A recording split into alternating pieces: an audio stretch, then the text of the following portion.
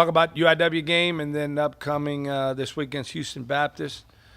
Travel over to UIW, and basically when you put everything in a nutshell, I thought that they did a great job preparing their players for the game, preparing their team to play in all three aspects: offense, defense, and special teams. And they outcoached us across the board. Their head coach did a better job than I did preparing the team and getting them ready. And their coordinators did a better job than our coordinators getting their team ready and prepared. And it showed on the game. It showed during the course of the game. They did some things that we reacted poorly to. I think we jumped out well, got out to a fast start, and then I think we got complacent. They made some adjustments. We didn't adjust as well with it, and because of that, the score ended up like it did. Once again, the turnover situation, obviously it's unacceptable. We work on it every week and spend a lot of time on it, so we're doing our due diligence with that.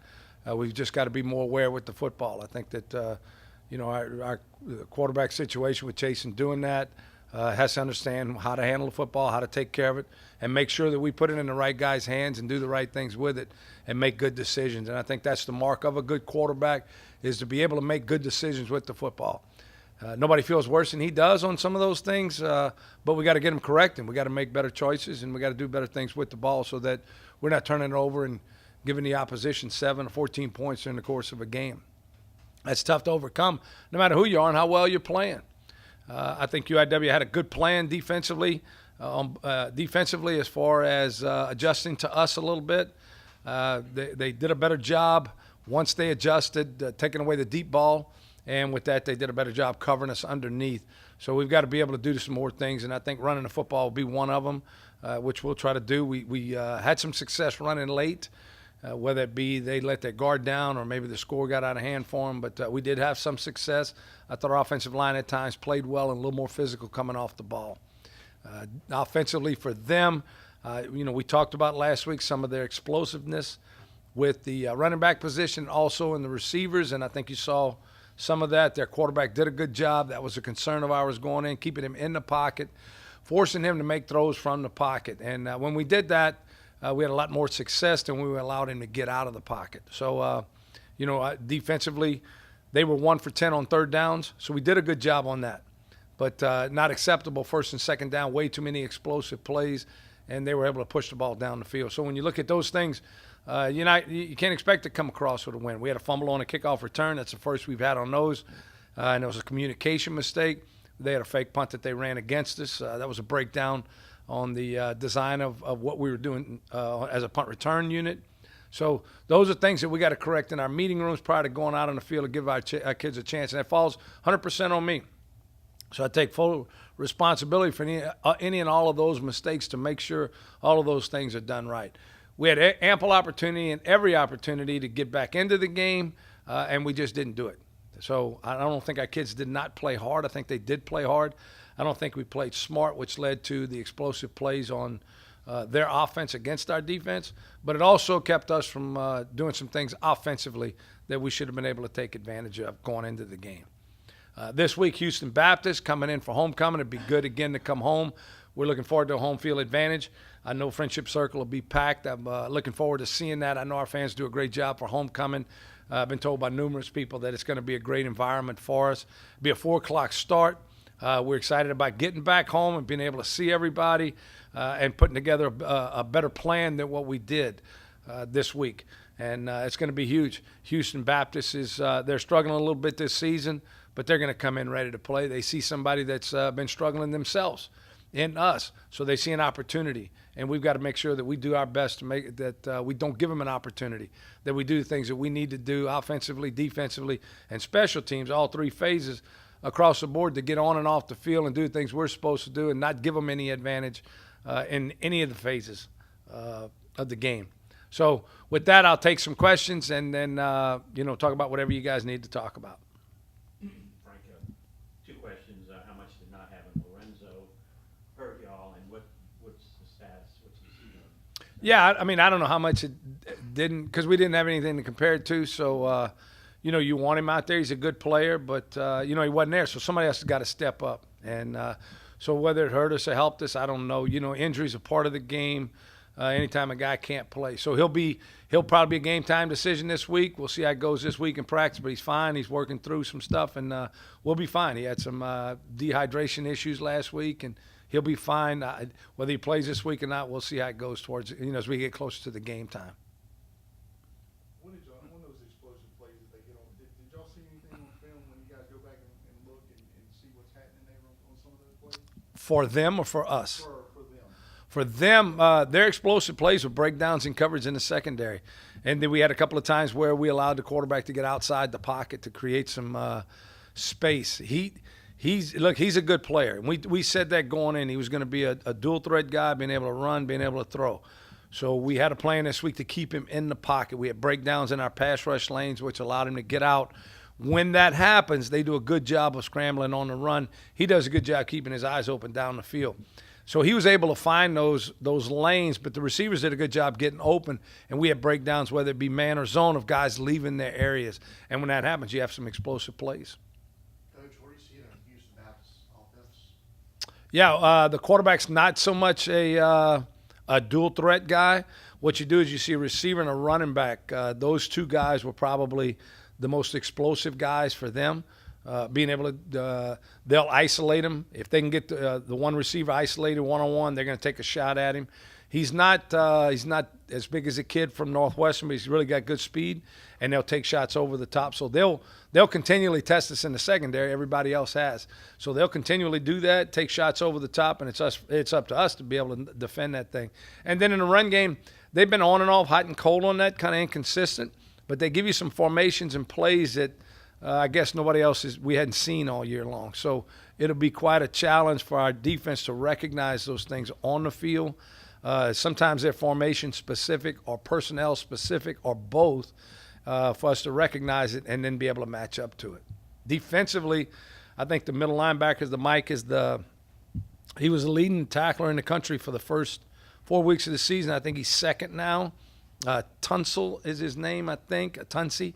I'll know his name by this evening, but I think he's the second leading tackler in the country right now. So he's an active player, downhill, good open field tackler, really a physical football player. So, he's going to present a challenge for us too. We got to be able to make sure we get a hat on him.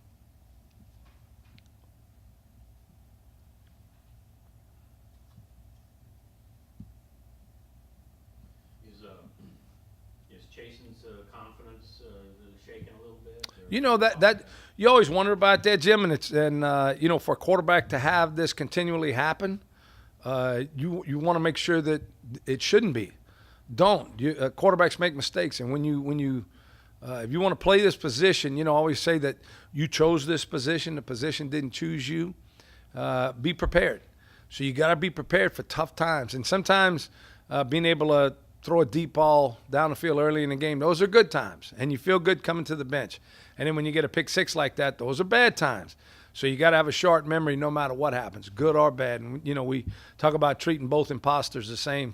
Treat that great play, okay, good, that's a nice thing. And then that bad play, not so good. But I've got to be able to learn from both of them, grow and move past both of them. I can't rely and think back to them because it will affect me, as I move on to the future. So his preparation, the things that he does, his awareness, all those things, they need to be heightened every time he goes into a game as far as taking care of the football. But it starts every day at practice. And we talk about practice is everything. So taking care of the football, making good decisions with it, doing those things will help him. He will grow from this. The type player that he is and the studious player that he is, he will grow from these situations and continue to get better. We sometimes forget because he's a junior that he's been playing and he's got a lot of experience. He really has in his first year in this offense, in this environment, and he really didn't play past game 3 last year. So he's had an opportunity to sit and reflect on a lot of things, but he hadn't gained a lot of game experience. So each game he's growing from those things. And do I expect his confidence to be shaken? No. I expect him to grow and become a better quarterback from it. What was your feelings on the progress of discipline and penalties this week? There were a couple. We did go down a little bit, but it's not enough. Anytime we have penalties, either pre-snap penalties or flagrant penalties, those bother me. And we're just not going. We're going to take the guys out of the game. They're just not going to play. So we want to eliminate those. Can you eliminate them 100%? Yeah. If you're focused in on eliminating them for play 1, you can do it on play 2. and the same thing go all the way through the game. So we want to eliminate them. Penalties are a part of the game, and they do play a part in the game, but at the same time, we don't want them to dictate the game. And I think early on in the season, that's what's been happening to us. We've allowed those penalties or allowed ourselves to have penalties that help dictate the outcome of the game. That's what I don't want to happen. I don't want to have us to put it on the officials to make calls on us.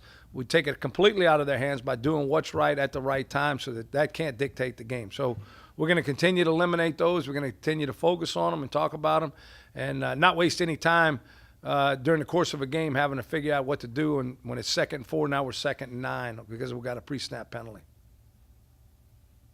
Frank, it's a little off the subject, but Isaac Berglund, would you talk a little bit about the year he's having, and does he seem different being from a guy from, I guess, Newfoundland, Nova Scotia? Yeah, no, he's not different. Yeah, they same as us. I mean, I guess the Cajuns came from Nova Scotia, so Acadians came from there. So I guess he's kind of like us. No, Isaac's having a good year, but Isaac, I think physically Isaac's kind of a regular guy. He's not a long guy. He's not overly fast or anything. He's a high motor, high energy player. And when you have guys who are high motor, high energy players who know their assignments, special things can happen. The guys that don't play with a lot of energy or don't have a high motor, and some of them have more talent than he does, but they don't have the results that he gets because of those two factors. He plays hard every snap. We've taken him off a couple of special teams so we could use him more on defense. We gave him I shouldn't say a break this week, but we did. The heat was a factor at times, so we got him out so that we would have him towards the mid or late part in the game, but we took him out in the second quarter for a little bit. One series, just to let him get his legs up underneath, because he had 94 snaps last week. He had another 72 this week. So, he's a guy we want to make sure he's on the field at the right time in critical situations for us. Well, it's because of the way he plays, and it's you'd like to have 11 of him out there. We got some other guys that play like him. We got, Trey Spann plays like him. Tamarcus Russell plays like him. Those are high. John Miller plays like. We got some high energy, high effort guys who you'd say if you looked at them, they don't quite measure up what you want. But when you turn the film on, they're doing the things that you really want to do. Are y'all moving them around a little bit? We are. The starting against Central Arkansas, people slid their protection towards him. He had some success against LSU. So they started sliding the protection towards him. So we've been moving him a little bit, which is creating some angles or matchups for him where we can get some more one-on-one pass rushes with him.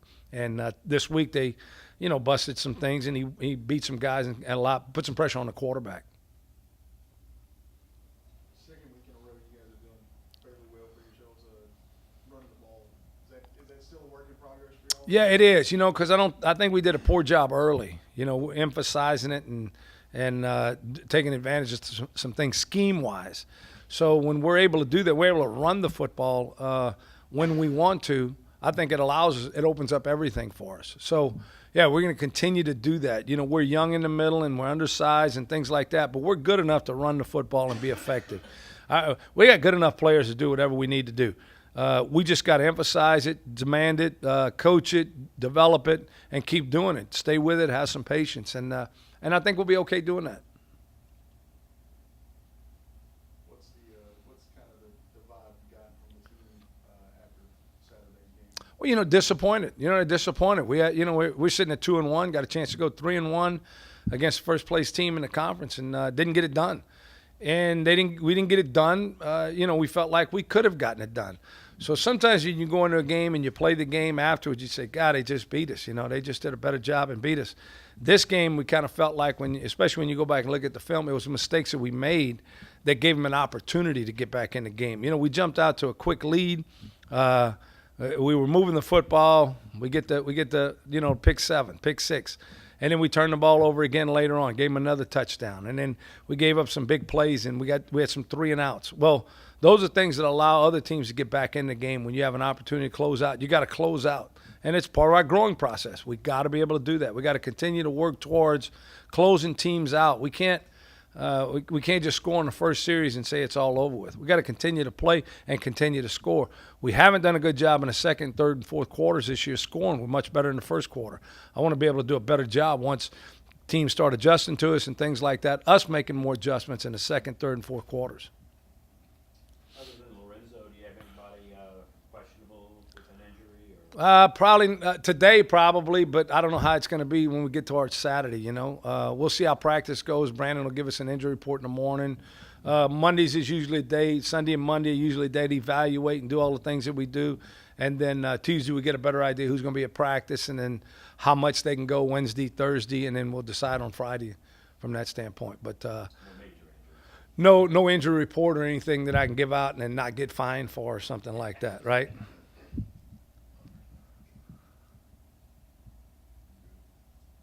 Got good? All right, thanks. Thank you, guys. Appreciate it.